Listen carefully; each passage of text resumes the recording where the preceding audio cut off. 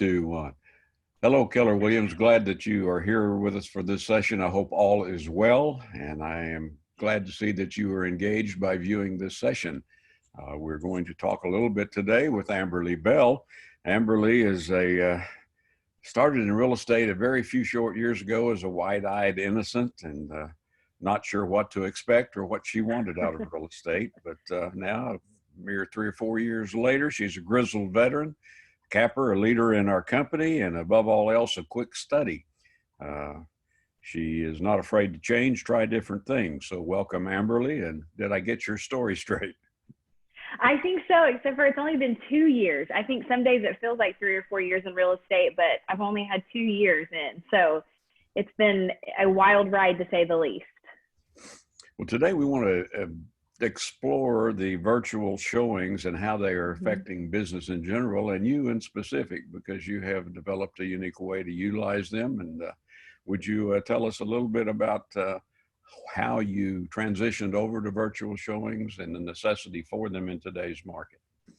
I sure will. So first of all, hey, Keller, it's so good to see all of you guys. If you're taking the time to view this video, thank you. I'm sure that we all have different ways of doing this business, and our new normal is different, and every day it changes. And so I just hope that if there's even a snippet of this that you can find resourceful or useful, that you'll use it.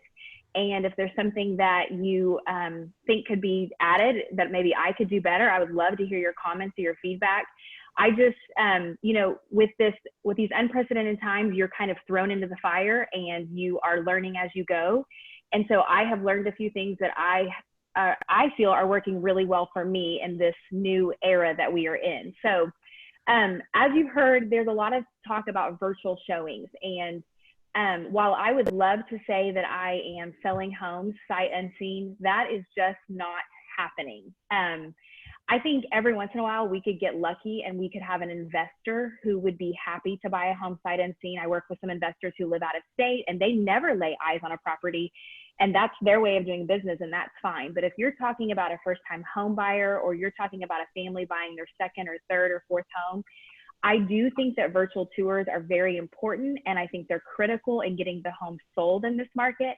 However, I think if we think that we're going to be able to sell homes exclusively virtually, I think we're missing a key component, because put yourselves in their shoes. Would you want to spend $200, $300, $400, $500,000, dollars and never lay eyes on the home? It would be very hard to do. However, as a listing agent, we have a duty and an obligation to our sellers to keep them safe, to keep us safe, to keep the occupants that are going to be coming into the home safe. And so I found a couple ways to do that, and it helps kind of weed out the looky-loos. You guys know exactly what I'm talking about, the people that are not necessarily sure that they want to do it, and maybe they've not even gone through the pre-qualification process. You and I have both been in a situation where we've had somebody coming in to look at a house and they've not even talked to a lender yet. And that's the most frustrating part, is when you've invested all this time and energy and resources and they've not even talked to a lender. So in this market, one of the things that I'm doing as a listing agent is especially with my occupied listings. Now, vacant listings, I feel like, are kind of a separate animal. You have a lot more freedom with a vacant listing than what you do with an occupied listing. But when you've got a family and small children, and the safety of our sellers is critical, and the safety of you is critical. And so the very first thing that I do is I ask for a pre-approval letter or a proof of funds. Once they know that this is a listing that's either on the market or it's in a coming soon status, that next question is, may I please see their pre-approval letter? May I please, see their proof of funds?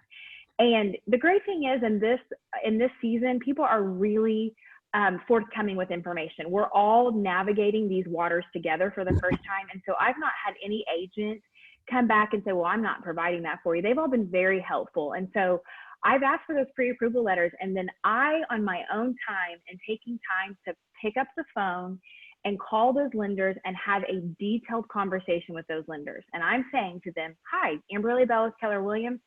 I have a pre-approval letter from one of your clients that wants to view a listing of mine. It's occupied, and given everything that's going on, I just want to ask you some questions. I don't expect you to give me deep financial information about these clients. I just need to know have you looked beyond their credit score? Because you and I both know that when a lender pre-approves a client, initially all they do is kind of look at that credit score, and they take the information that they've entered into their database as the Bible. And that's how that pre-qual letter is initially, sent out. There are lenders in town, thankfully. I work with lenders who take and go deeper. They ask to see tax documents. They ask to see paycheck stubs. They go a little deeper. And that's what I want to make sure is these lenders that I'm allowing their clients to come into my sellers, homes, that they've done a little deeper work, and they've made sure that their job is secure for now, that they've made sure that they actually make the money that they've entered. You and I both have had those situations where it's a self-employed person. They claim they make $20,000 a month, but their taxes do not show that because they write off so much of their income. And so I'm having those awkward conversations with these lenders. Is your client genuinely pre-approved? How far have you, dug in with them? I've had a couple sellers who've even asked, what do they do for a living? They want to know how big of a risk they're going to be to them in this market. Are they working in, American Airlines, and American Airlines just had an outbreak and someone, tested positive for Corona? So just be cautious that you may have some sellers who want to know a little bit more.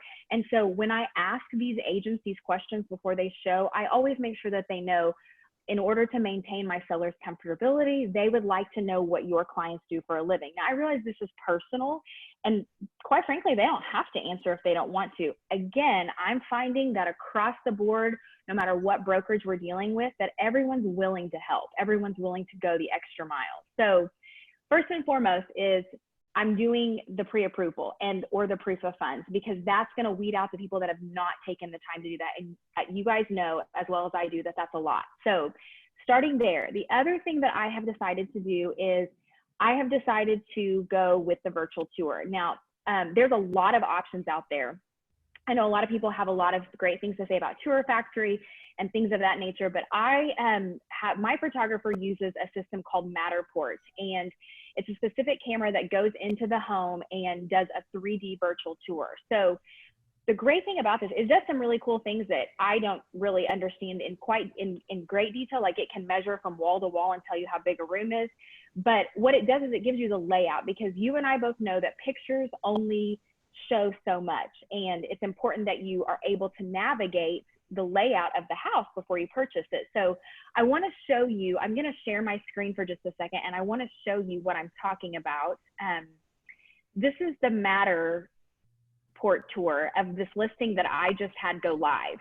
And it's starting here in the living room, and you'll notice that with each circle, you can, take a tour around the house. And I don't want to make anybody seasick here, but I want to show you the thing that caught my attention about this house and this tour. So going down the hall is, if you will look right here, you can see the paint chip on the corner of the wall. And I love that. I love that this is not perfect. That, again, I think with virtual tours, it's like, okay, well, what if there's things that what if they're trying to hide something? Well, when you turn this corner, I mean, look at that. I'm like, that's awesome. I want to see, this is the thing I want to see. I want to see the imperfections in a home if I'm going to view it virtually. Now, again, I'm requiring that I see the pre-approval letter, and I am asking that the clients go do the virtual tour and make sure that they like what they've seen before they actually come into the home. And let me go into the master bathroom, because this was another area where I was like, I mean, you and I both know that in pictures, things can look really good, but again, chips on the paint cabinet. And these are things that I think are important for buyers to see, because I think a lot of times with virtual tours, we can be misled. Here's a stain on the carpet. So I like this because it allows them to get the layout of the home, and it allows them to see the imperfections in the home. And then that way they're not, walking in and caught off guard. The other thing, let me see if I can zoom in right up here on the ceiling. See where this mud and tape job is not impressive?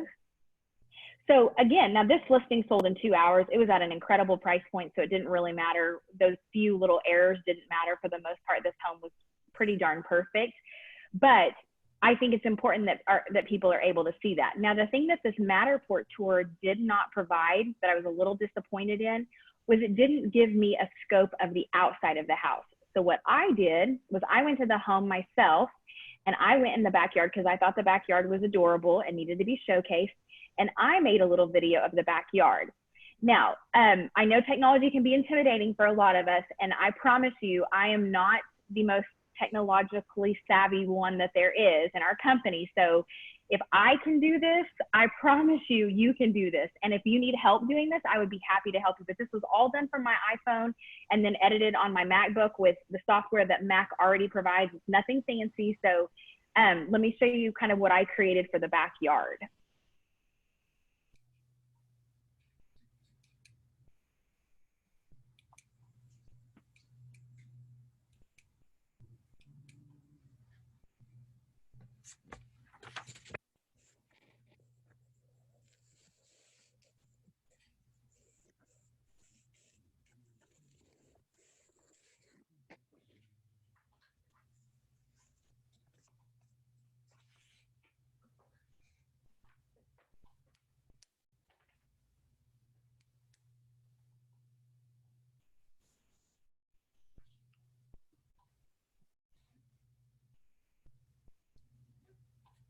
Do we need to get Tia in here to help us a little bit, Amberly, do you think? So there is the video of the backyard. And then, now this is a different listing. You're not seeing it? Okay. Now we Can are. you see this now? Okay, good. We are. Were you able to see the backyard video? We're looking through the windows right now into the backyard. Perfect. Okay, perfect. So this is another listing that I did that, again, I've gone into the house with my iPhone, taken a video of the house and put some music to it so that you're not hearing me awkwardly breathe and walk through the house, because nobody wants to hear me, you know, breathe and open every door. So again, this is it. And I'm just going to turn this on for a few seconds so you can see this.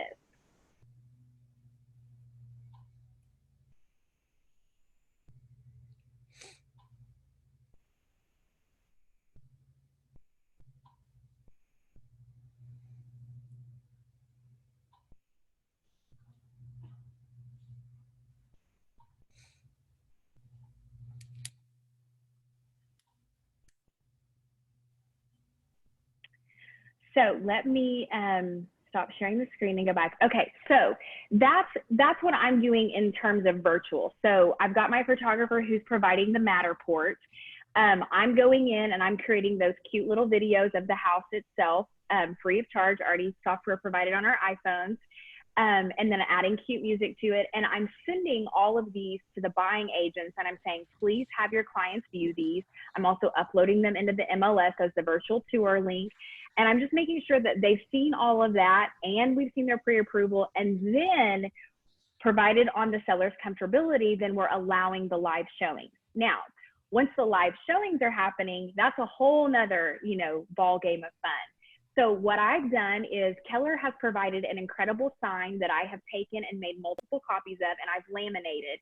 And on it, I hang it on the front of the door at the listing, and it specifically says, you know, please remove your shoes. If you've been sick or you've been around anybody who's sick, please do not enter the home.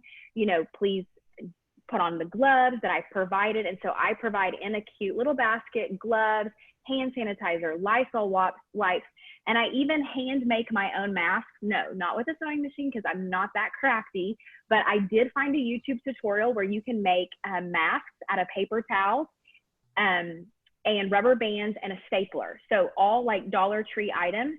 And I've made my own masks and I stick them in a Ziploc bag, and they're disposable. I mean, the idea is that, and it would be real obvious if someone had worn one because ew, but so I provide those masks there because you and I both know masks are hard to come by right now. I have the hand sanitizer, the Lysol wipes, and the gloves sitting outside when it comes time for the live showing. And then I'm asking the sellers, please make sure you leave all lights on, leave all the doors ajar. Now, I'm not asking them to open them full blown wide because I want people to be able to get down hallways. But if the door is left ajar, then in theory, the realtor that has gloves on can open or use elbows, you know, whatever. And so it's just being really creative and really cognizant of the fact that there are people living in this home. Again, vacant stagings or vacant listings are so much different than something that's occupied. But that's kind of how I'm navigating that. And the other thing that I wanted to mention was going and doing all of these extra items, doing the videos, putting the basket outside the front of the door, hanging the laminated sign that Keller has already provided for us, purchasing the gloves, making the masks with the paper towels, the stapler, and the rubber bands. All of these things are going to mean so much to your sellers because, again, they're scared. I mean, let's be honest, this is a scary time. They don't know what to expect. Their number one fear is, will my home actually sell? Will somebody actually like my home? And what I found is when I take all of the necessary precautions to do this, it calms them because they see that I have it under control, which, you know, sometimes on the inside, I feel like, you know, I'm freaking out, but on the outside, you just keep it all together. And again, that's our job, is to put our sellers at ease when they're having to put their home on the market while they're living in it. Now, I experienced a showing this last week via a Coldwell agent, and I learned from her. So I thought I would share what I learned from her with you guys. She had a hot listing in a hot neighborhood in a hot market that I had the buyer for. And she did something. She put it in the coming soon status. And you and I both know that they've changed the rules on how coming soons are done. They have to be in the MLS, and you have to make sure that you say with your words, there's no showings or offers until such and such date. And so she did this, and when I saw it go in the coming soon status, I knew immediately it met all the qualifications for my buyers. And so now I was going to be the buying agent and no longer the listing agent during these times. And I was going to enter into this home doing the reverse role. And so when she put it in the coming soon status, I wasn't able to send it to my client because it's not an actual listing. So I printed the pictures, I drove to the house, dropped them off in an envelope, and I said, guys, I think I found the perfect home for you. They were so excited. We scheduled the showing. This Coldwell agent had showings every 30 minutes all day. She did the same thing that I did. She had a basket, cute little basket outside with the masks, the gloves, you know, the Lysol, the hand sanitizer, all of those things. She left all the lights on, the doors ajar. But what she did was she created momentum by putting this in the coming soon status. What that also did was it allowed for all the showings to take place in one day. So back to back, one day. And at the end of that day, she had 8 offers. Every single one of them were over list price. In fact, my clients wrote an offer $7,000 over list price, no concessions, and we lost. So it created so much momentum. But the other thing it did is it made these sellers only have to leave their home for one day. Because here's the other problem that we're facing in this market. Where are sellers supposed to go while their house is being shown? There's no Target to go to. There's no Chick-fil-A to take your kids to let them run around and play. So they're aimlessly driving around or sitting in a parking lot. And so again, as a listing agent, my job is to make life as easy as possible for these sellers. Now, having your home on the market for one day doesn't necessarily give it full market time. But let me tell you, it is causing multiple offers, and it is causing these sellers to make more money than they dreamed possible. Now, you and I both know that means we have to get over the appraisal hump. However, it's one day that they're having to figure out where to go. One day they're having to navigate their children and their dogs and their cats. And so I have a listing that's going live tomorrow, and I'm doing the very same thing. I put it in the coming soon status. They have an 18-month-old. I've done all the necessary work. The 3D tour's been done. I'm ready to go. But I only want them to have to be out of their home for one day. I want to have back-to-back showings all day, have all offers presented that evening, and we be done so that they can rest. Not only can they rest in knowing that their home is under contract, they can rest in knowing that I've pre-talked to every single one of the lenders that have clients that are coming to view the home. They can rest in knowing that it's one day that they're going to be put out, and they can rest in knowing that it's only one day of random strangers coming into their home. Now, I'm taking it a step further, and once all those showings are done tomorrow, I'm the one going back to the house. I'm the one taking the Lysol wipes. I'm the one taking the can of Lysol, and I am personally wiping down everything that as a realtor, I know I touch when I go into a listing. Even though they've had gloves on that I've provided, and even though they have all of those necessary items, I'm going that extra step, and I'm walking in and I'm wiping everything down so that when they come in tomorrow night at 7 or 8 o'clock at night, they can rest at ease knowing that I'm the one that's taking care of it, because they know that I've shown them up to this point how important they are to me and how important their safety is to me. So I want to be the last one to walk in that house. Now, is that inconvenient for me? Does that take time out of my day? Sure. But again, what is our obligation to? It's to our buyers and to our sellers. And I want to make sure that they're taken care of during this time. So those are a few of the things that I'm doing that I have found really helpful. And And I'm blown away at how fast homes are selling right now. I hope it always stays like this. You always wonder when the apple's going to fall off the tree, but this has been an incredible season to sell homes. Amber, let me ask you a question. You talked about Yes. this way of doing business today. How do you see this affecting how you do business in the future, should we ever return to normal, whatever normal is? Yes. Well, I think honestly, some of what we're doing is really wise for the future. I think, you think about all the statistics about how the flu virus has killed more than the coronavirus. And what harm is it that people wear gloves when you're going into strangers' homes? What harm is there in exercising some caution? What harm is there in taking those extra steps and talking to the lender and making sure that these people are actually truly pre-qualified? What harm is there in providing a virtual tour for somebody? I think some of the things that we're having to do right now are things that people are going to find really resourceful and helpful. And I think they're going to help us continue to sell the homes and continue to show that we care, that we're not just there to collect our 3% and go home, but that we genuinely care about our buyers and sellers. I think you're absolutely on target there. Another thing we need to talk about just a little bit with the virtual showings that we're having and the videos that you are providing. Appraisers now, we have learned, are doing drive-by appraisals more and more. They're not wanting Yes. not wanting to go in their houses. This is another way that we can provide service by giving them a better picture of what the house looks like on the inside and might Yes. affect the value of that appraisal. Yes. I'm shocked that we are doing drive-by appraisals. I get it. We're all living in a time where we're trying to work to our level of comfortability. But as an agent, that's obviously very terrifying to me, because how can you really appraise a home without seeing it? Again, how can you really purchase a home without putting your eyeballs on it? And so, yes, when I've had the appraisers, that have called to do the drive-bys, I have given them, first of all, I beg them not to, and I ask them to go in. Sometimes that works, sometimes it doesn't, but I provide them all of the documentation that I need. And if you've done the video of the outside and you've done all the videos of the inside, then they can see the updates, because a lot of times, the information that we enter into the MLS is the only information that those appraisers have to go by. And if you've not gone detail by detail through that MLS property data sheet that none of us like to take the time to fill out thoroughly, then you may miss some key components for the appraiser to see. And those videos help them actually see the granite and the backsplashes and the updates and the things that have been done that make that home be listed at the price that you and your clients have chosen to list it at. So yes, those are hugely important for an appraiser as well. I absolutely agree. I want to relay one story before we end today's session, and it happened yesterday in a showing on one of our listings. The agent made the appointment with the listing agent, and the criteria for showing was explained, as well as being posted at the house like you do, posting the house.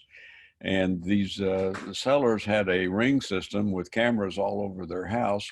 And guess what? The buying agent shows up with the potential buyer and an inspector who came in with a clipboard and went through and inspected the whole property without ever letting us know that this was going to happen.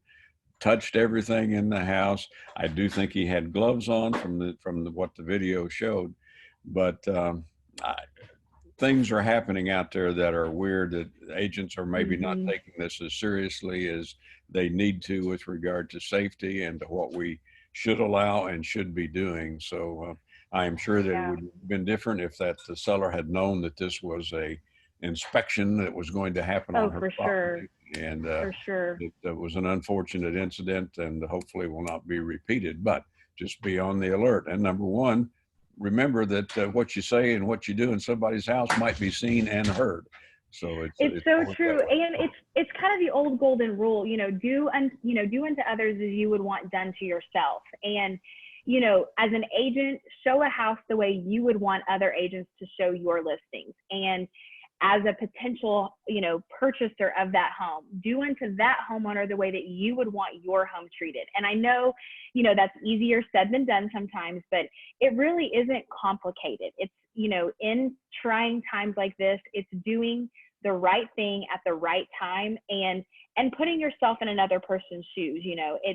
So it's unfortunate that, things like that are happening, and they're going to continue to happen in our market. But when I was showing that multiple offer listing house that I was telling you about last week that we offered way above and we lost, which was my first multiple offer to lose. That was so sad. But I was so relieved as I was going in. One of our Keller agents out of South Tulsa was the one coming out, and he was masked up. He was gloved up. His clients were masked up. His clients were gloved up. And of course, we did the awkward, waving with our doctor gear on.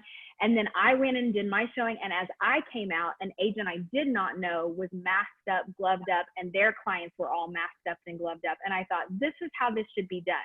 If this is what we're asking of people, just follow the rules. It's not that hard. And again, it just shows that you care, and showing you care goes a long way. You're absolutely right. And what you have done has increased your own personal value package, as well as reflecting well on our company. We really appreciate the way that you do business, and we appreciate you taking your time this morning to explain how it's affecting your business in real estate, and hopefully we'll give some insight for others to do. Amberly, thank you very much. And for those of you out there, please stay safe, do what is necessary for our own personal safety, as well as that of our buyers and our sellers. And everybody stay engaged in what's happening in our real estate market. Thank you for being with us. Thank you. Bye, Amberly. Bye. You're awesome. Thank you.